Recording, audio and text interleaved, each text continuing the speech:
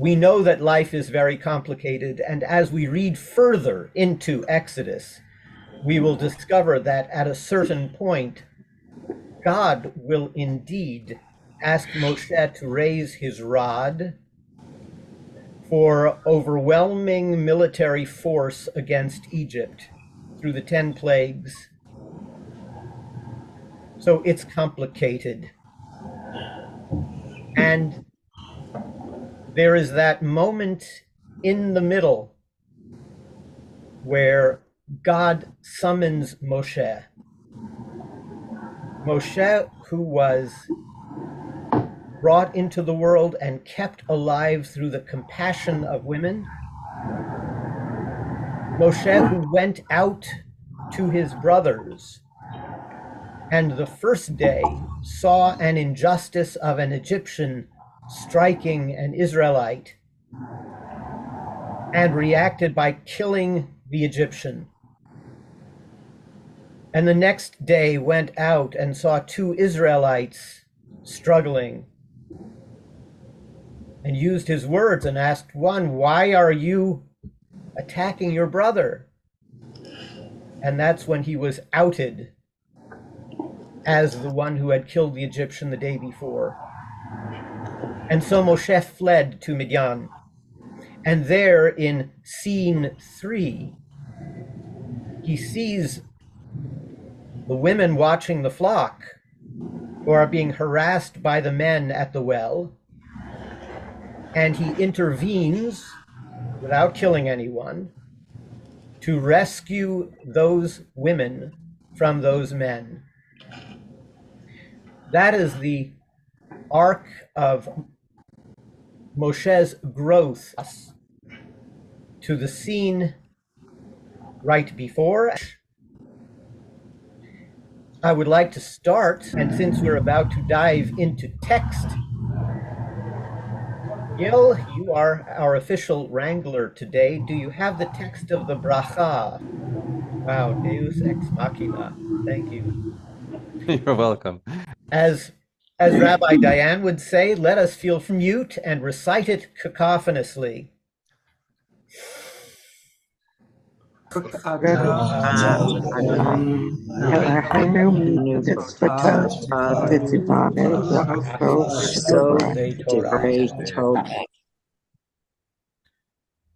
You are the source of blessing, Adonai, ruler of the universe. You have made us a holy nation through mitzvot and commanded us to make Torah our occupation.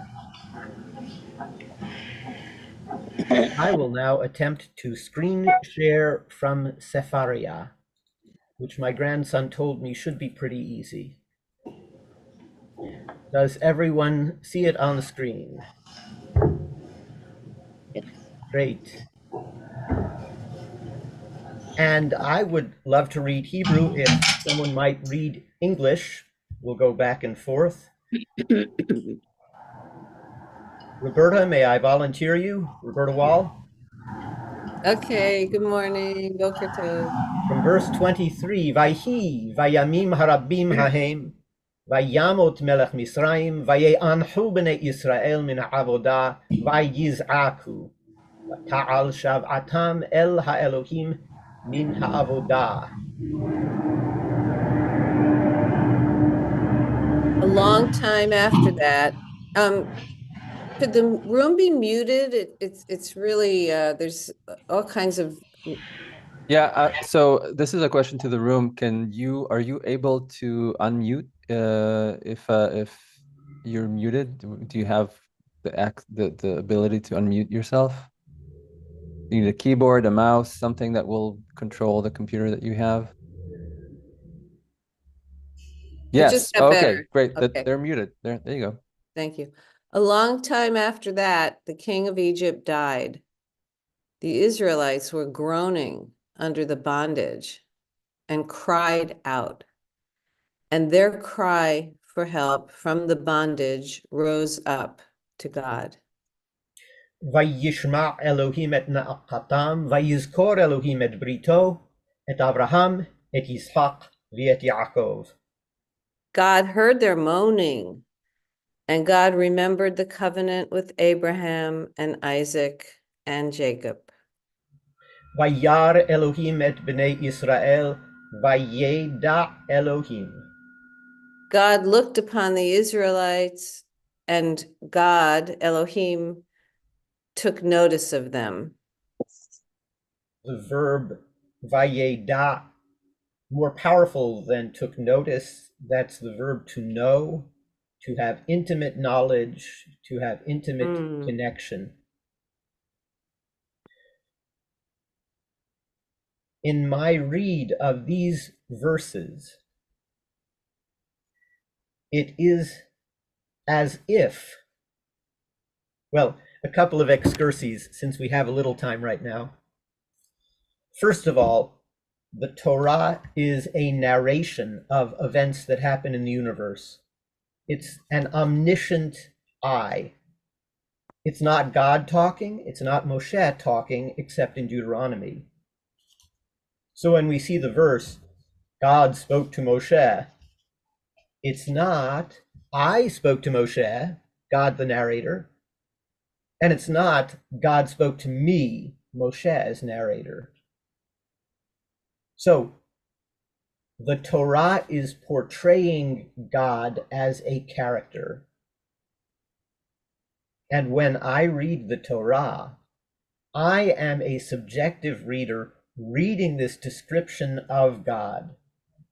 So I don't claim to know anything about God, God's self.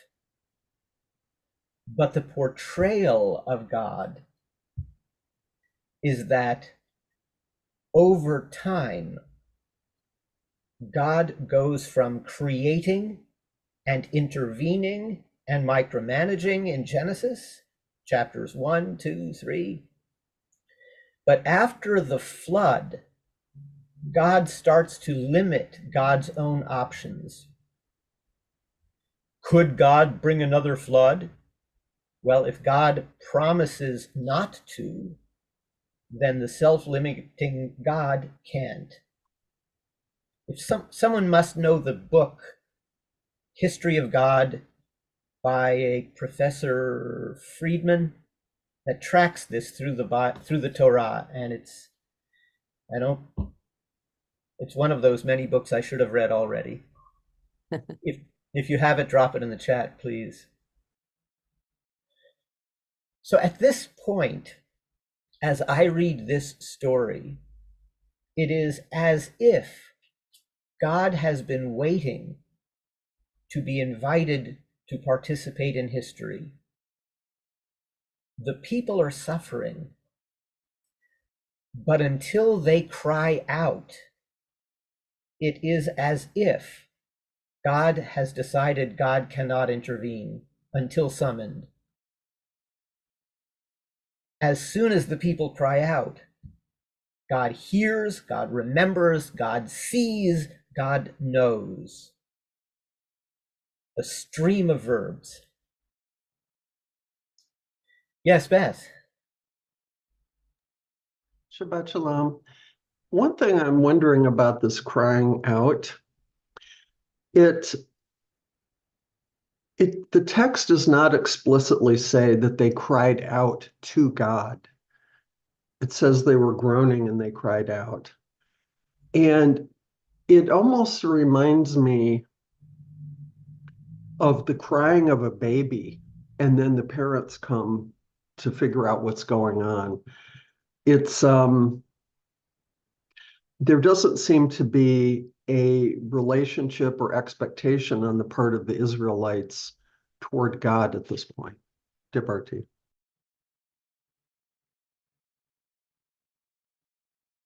Thank you. Any other views? Yair. Just to buttress Beth's point, the Hebrew vata'al, it's translated as arose, is almost like a passive thing. It just went up into the ether and God heard it, as opposed to being directed at something.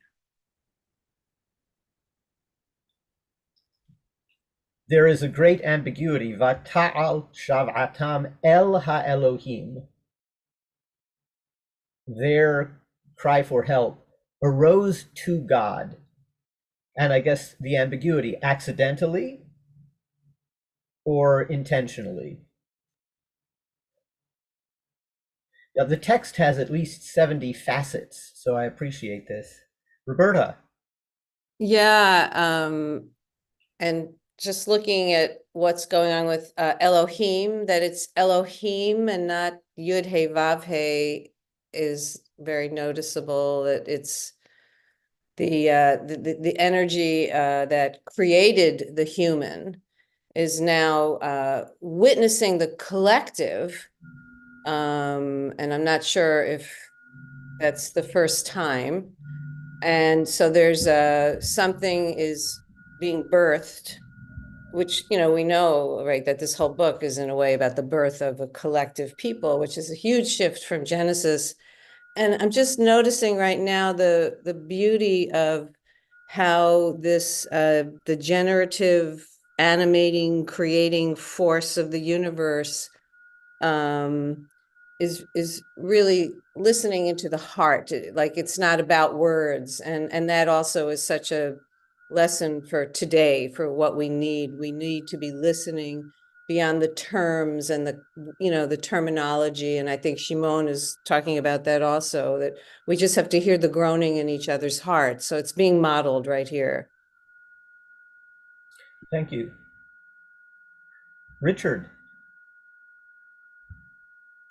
Good morning. Shabbat shalom. We also can't forget that this is hundreds of years after the stories from Genesis with the patriarchs and matriarchs and Joseph. So it's been a long time between those events and the crying out and the response from Yud-Heh-Vav-Heh. It's a mystery about whether or not they've been crying out before, whether God decided to listen in for the first time, whether it's the beginning of a relationship that was in abeyance. There's a big mystery in the passage of time between what went on in Genesis and what is happening in the passages that you read. Thank you. One more comment from Richard, and then we'll go back to text. Yes, thanks, Asher Chaim. Rabbi Levi Yitzhak comments on that verse that God received the Israelites' outcry as if they had been crying out on God's behalf, as if they had cried out that God saved them from their suffering for the purpose of being called the people of Yod-Heh-Vav-Heh. And yet in crying out, the Israelites had no awareness of God at that point in time. Like someone made the analogy to a baby crying out. And in the book Speaking Torah by Art Green and some of his doctoral students at the time, Rav Evan Leader asks the question, doesn't Levi Yitzhak resolve it too easily? God steps in and does it for them, uplifting their cry as though it were for the sake of heaven.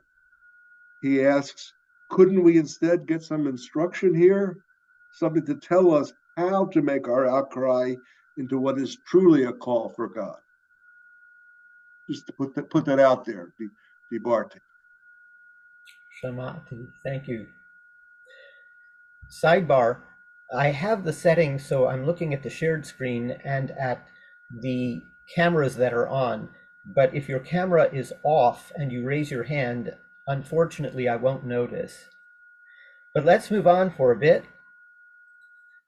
to the call of Moshe.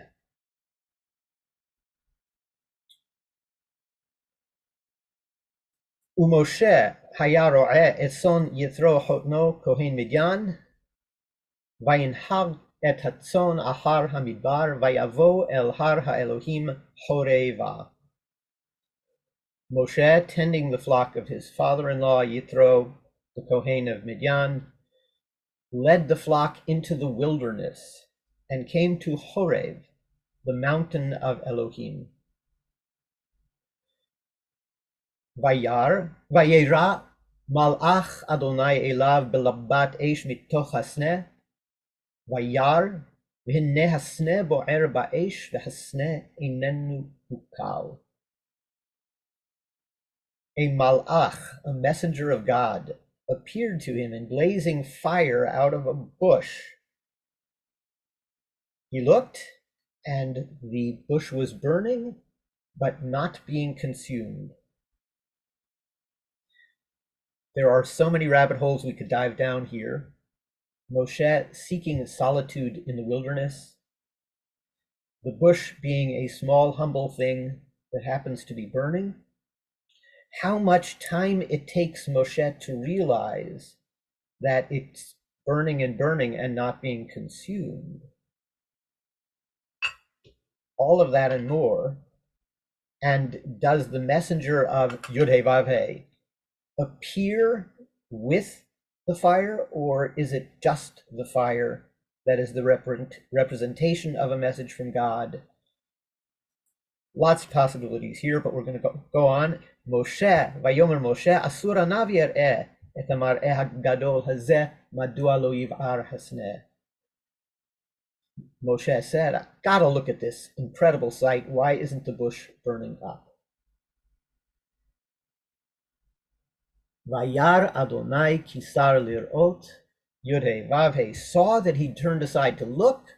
Vayikra elav Elohim mitoch hasneh, Vayomer Moshe, Moshe, Vayomer hineni. God called out to him from the midst of this bush and called out, Moshe, Moshe, and he said, Hineni, present, ready.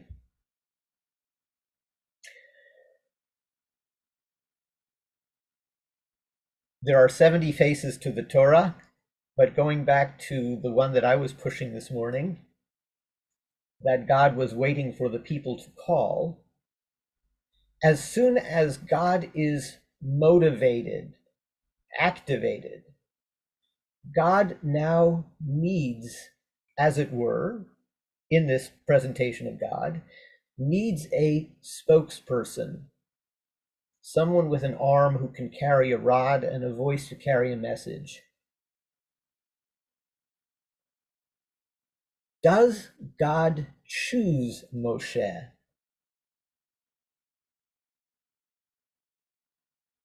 There's this burning bush. How long has it been burning? In one midrash, it had been burning a very, very long time, and many shepherds had wandered by, and many people in the wilderness had wandered by. Moshe is the first one to turn aside and notice that something special is happening.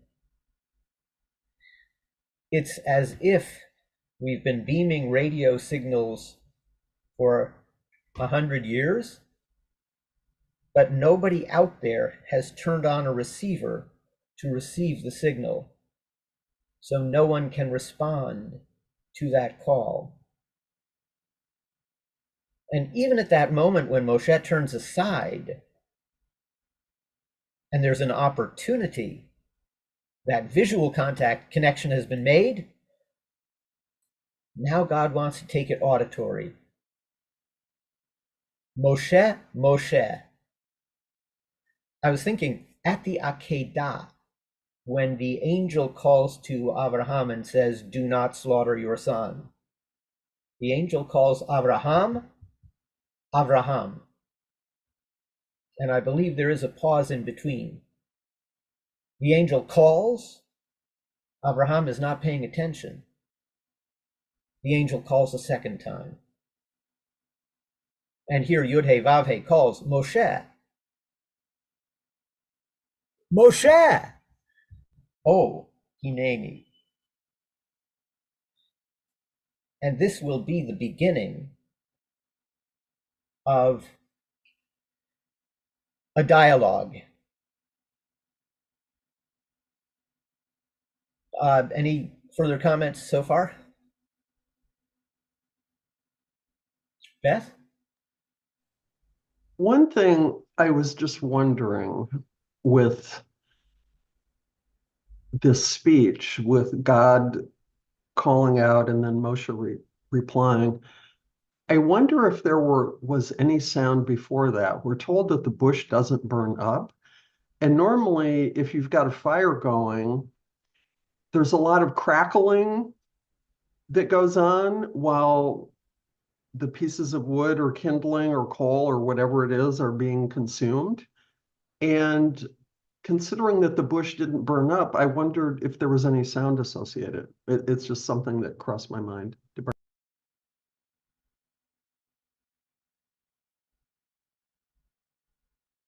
I love the questions that are better than any possible single answer. Thank you. Barbara, and then Paul. Hi, thank you. Ashahayim.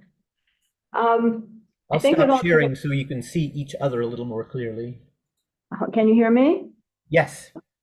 I think this all connects. I was going to say something on the first one. You know, I think God is always there.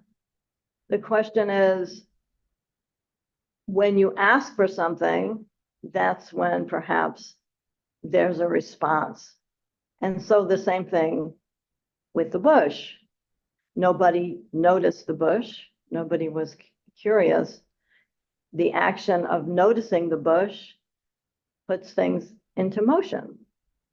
And I think we experience that in our daily lives.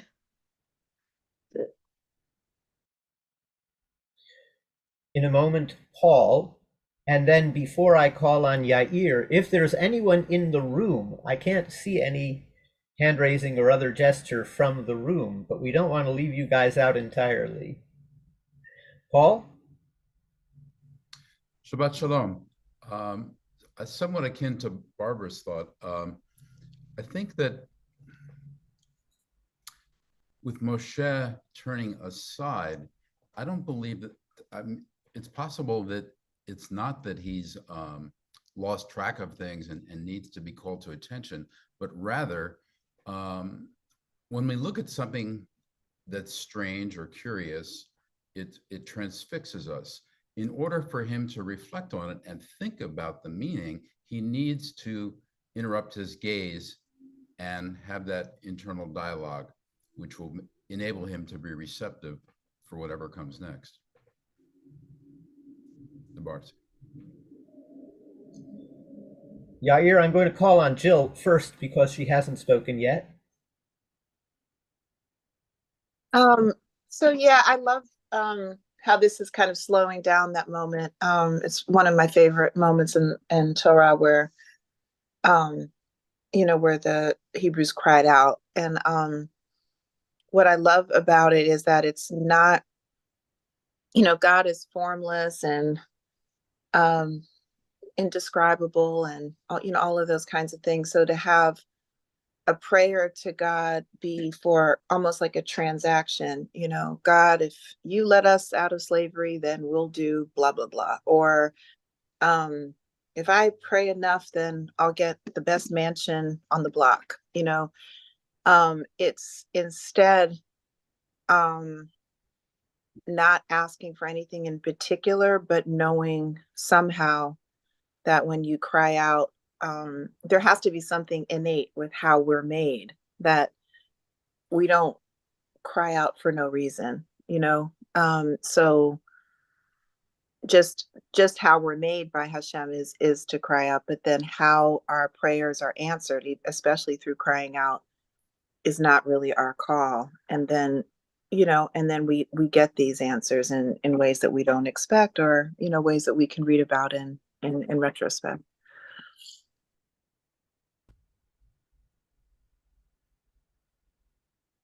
Thank you. Tomas, also a first time. Thank you, Asher Chaim. I'm sorry I couldn't be in the room to help you today. I'm just recalling one of the teachings that I was taught about this passage and about the bush. And again, it raises more questions than it answers, but I was taught to think of the bush as exactly halfway between the bracken and the bramble in which the horns of the ram sacrificed in Isaac's stead were caught. So that's the first significant piece of foliage that turns up that entraps the ram that's substituted by Abraham instead of Isaac. And then the fire that's not consumed that leads the Israelite caravan of Exodus. And that somehow this fire and this foliage is exactly halfway between these two moments of encounter between the divine and the everyday.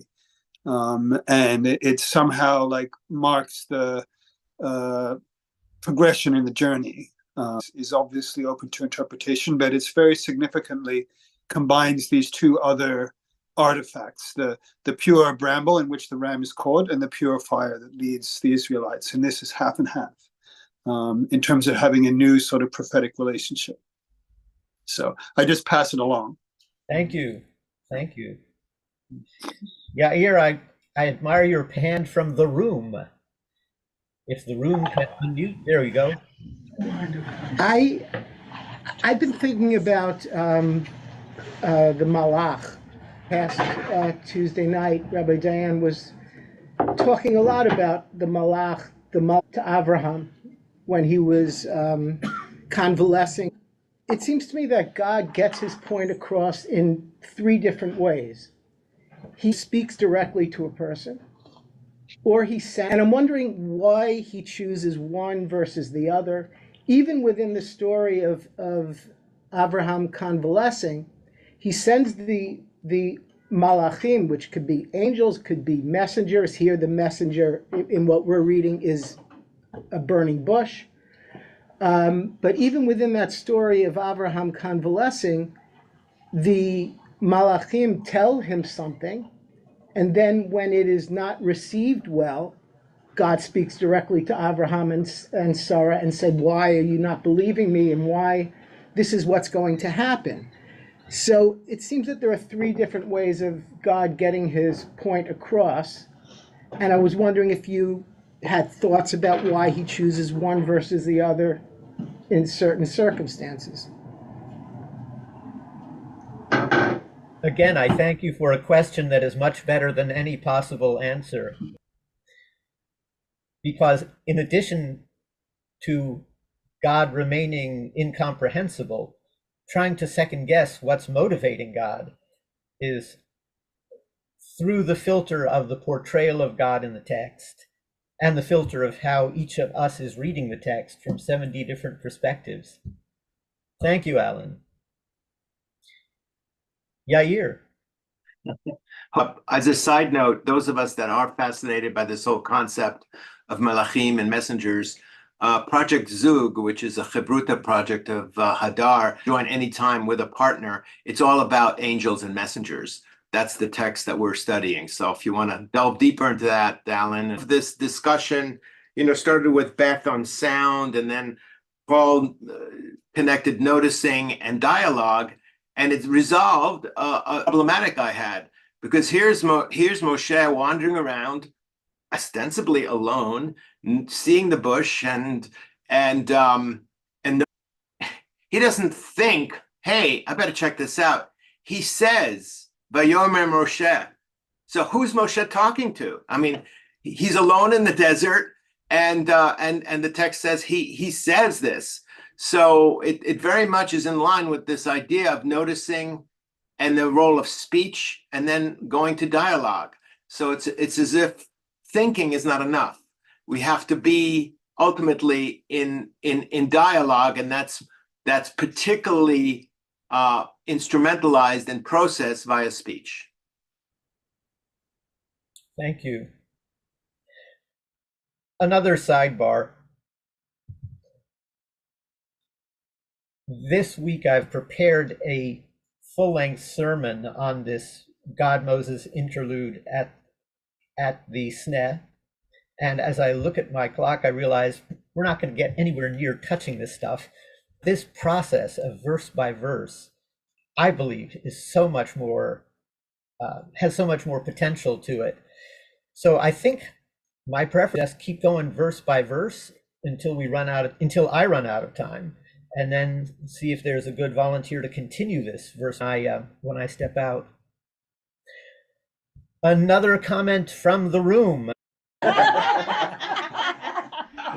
Sorry, thank you. I guess I was out of your view box. Is that Wendy?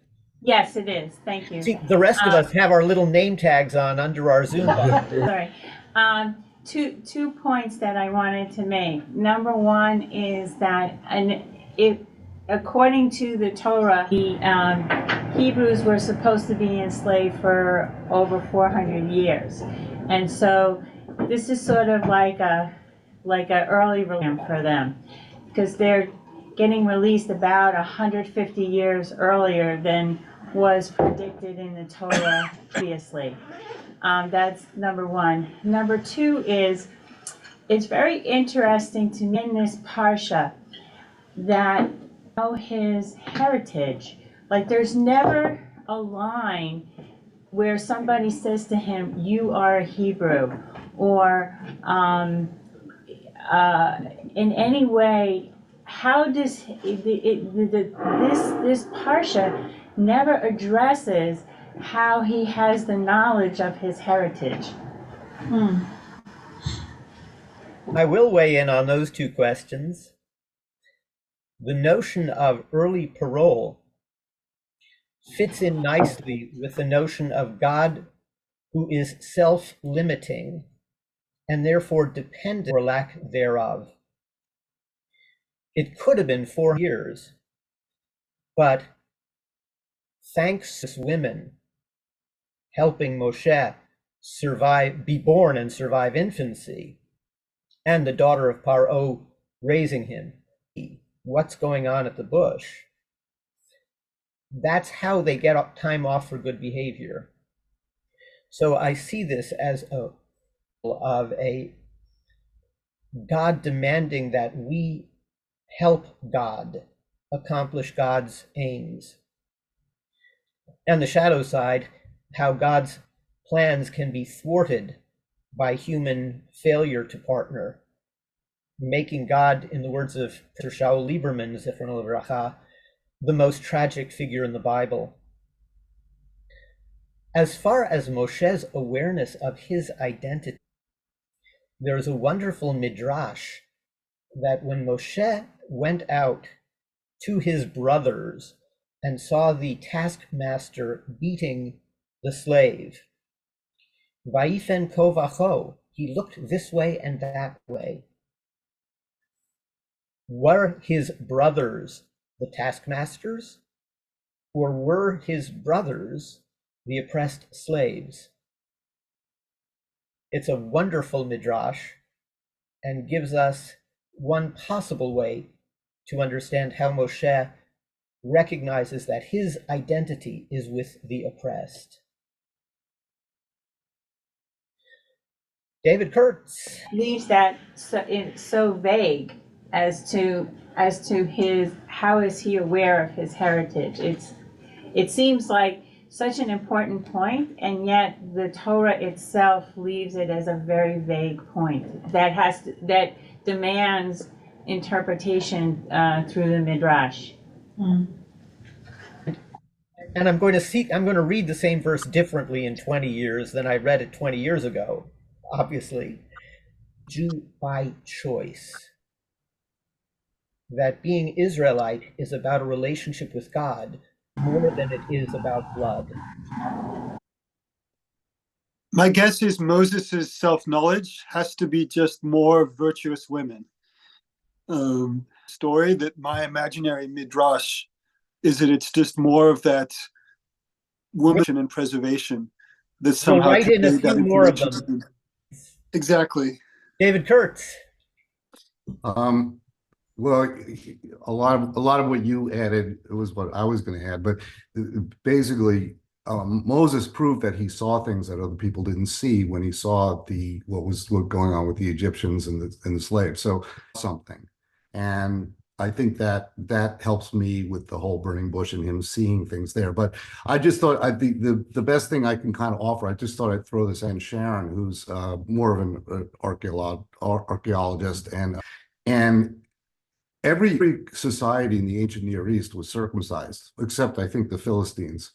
And if you go to the Museum of Natural, the Metropolitan Museum, the sarcophagus, the Egyptians were circumcised very differently. And he hypothesizes that Moses had branded him as being different from the Egyptians, and probably that may be one way that that he or was identified as being a Hebrew. Fascinating. Thank you. I would, if you won't mind, I would give you some midrash on this. We depend on Okay, so a couple of questions you might ask yourself is, what was she doing? What was Batya doing at the water? Why does Hebrew name? Why did the Pharaoh allow this Hebrew child to come into his home and live and raise him in home when he had just recently ordered to kill all the Hebrew children? One of the midrashes is that of conversion to becoming a Jew.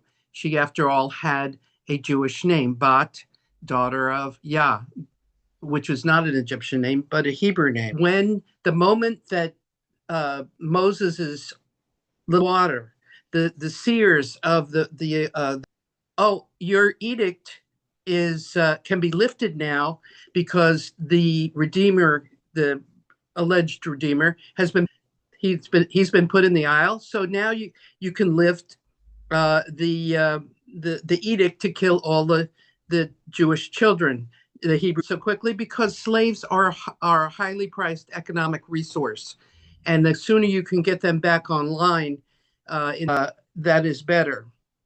And also, one of the lines actually in the Torah is Batya picks him up and says, "Oh, why would an Egyptian throw put their child in an ark in the river? They wouldn't. It would only be a Hebrew child." So she knew all along, and she probably mentioned to him. And as his mother was nursing him, his Hebrew mother Yocheved was nursing him. She probably grew. And he knew all along that he was a Hebrew, but that he was living within Pharaoh's house. The other question is the 400 years. A lot of I've read that it's the 100 years, because the birth of Isaac starts the whole story in motion, and so 100-year clock from the birth of Isaac. And when Moses looks this way and that, he's looking up and down the ancestors that were of merit, or do they have any? Will they have any descendants that are up and down? And so he kills the guy, and that's the story. But the real question you need to ask yourself is, and I can't, is he left when he was 17? He doesn't marry Zipporah till he's almost 60. Okay, and that's a whole other midrash. Whole other story. So, again, is highlighting the righteous women who made Moshe possible, empowers Moshe, and makes Moshe possible from a different perspective. And I can resist anything except temptation. I really do want to throw at you some of the themes of what I'll be talking about later while I do it. Let's go back to some sharing, perhaps, and read a little further.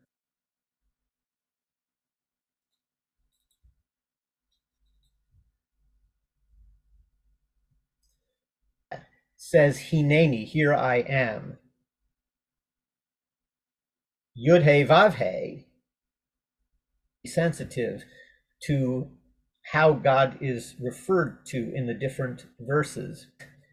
If you like documentary hypothesis, that there was a tradition that calls God Elohim, and one that calls God Yud He Vav He, and another priestly and another Deuteronomic one together, is artistry rather than randomness. So there is intentionality, different sources. God says, Al tikrav halom, don't holy ground. It will become holy ground if this is indeed Sinai, the place to which the people will return. But I love whoever it was who said, take a stand, becomes intrinsically sanctuary. Holiness will move from place to place, but where that space is holy. And now it is as if God has been waiting to give a speech for a long, long time. God introduces God's self, God of Abraham, of Isaac, of Jacob. Moshe hid his face. God, plight of my people, I've heard their outcry. I am mindful of their suffering. I've come down to rescue them, to bring them out of that land to the land flowing with milk and honey, the land of all those other Canaanite and other groups. Reached me, and I see how the Egyptians oppress them. Verse 10, the punchline, I will send you to Pharaoh. I'll free my people, the Israelites, from Egypt. Again, the portrayal of God as God chooses not to be able to do this alone. And Rabbi Sachs's brilliant essay, this, how do you know Moshe is cut out for leadership? Because he doesn't want it. Am I that it? What continues will be a back and forth dialogue of God and Moshe. And with your permission, I'd love to skip to my sermon text and give you that overview, and then ditch, and perhaps someone will help guide a conversation verse by verse through the stuff that I'm not going to do justice to. And hearing no violent objections, if there's anything in the chat, I can ignore it. Sorry. In this dialogue of God and Moshe, Moshe resists the call with 5 objections, and God responds to each. Number 1, who am I to carry out the mission? God does not point to Moshe's resume. Yes, in the Midrash, Jewish philosophers who say God doesn't say it's your resume, and the real proof is that you're going to come back to this mountain and worship me, God, here. The heavy lifting, the 10 plagues, but God needs a mouthpiece, a flack catcher. Who are you? When they ask me who sent you, what do I say? God, again, tell them, I will be, shorthand, I will be with you. And then God continues, also known as God of your ancestors, discursus about the history of the covenant, the plan to restore the people, land flowing with milk and honey. And action number 3, what if they don't believe me? What if they don't listen? Provides Moshe with 3 handy-dandy how to turn your hand into instant scaly skin disease and then back in, and how to turn water into blood. Crow will not be convinced by it. I'm not so thrilled about signs that seem to violate nature. We'll just leave that aside. God, I'm the one who inspires and empowers great oration. So yeah, teaching you what to say. Then finally, number 5, Moshe, God, your brother Aaron is waiting for you. In fact, he's already on the way to greet you. He will be your mouthpiece. I will provide the script. Just take your staff goes. So, the argument that God prioritizes, and the argument begins with aiming towards the future. I will be with you. You will worship promise is the way that history will work out. As the long arc of the moral universe bends, to paraphrase Martin Luther King Jr. of blessed memory. The fact that we are studying this text is the... But that argument is sandwiched between the initial repeated and your brother will be with you. That's the final clincher. That Moses and Aaron are finally two brothers who strengthen one another and rejoice in all of the drama of Genesis. We're finally here. So, in summary, God's nations survive and find redemption. And how about us today? Where do we find hope? Deeds of redemption and raising our voice in prayer in order to invite God to intervene wherever we let God in. Number two, when our people are suffering and God's arm, even though, as for Moshe, it is natural to hide behind feelings of insecurity, courage to overcome that resistance. Sacred spaces, like the room in which people are gathering now to study Torah, and this virtual room in which the rest of us have gathered. This is where we find community. There's the old joke, I gotta run to shul. Wait a minute, why are you going to shul? You're a non-believer. Well, Goldberg believes, that's why he goes to shul. He goes to talk to God. I go to shul to talk to Goldberg. We're all brought together, regardless of our faith or lack of faith. And when we gather and we look around the room, we might indeed identify that in us.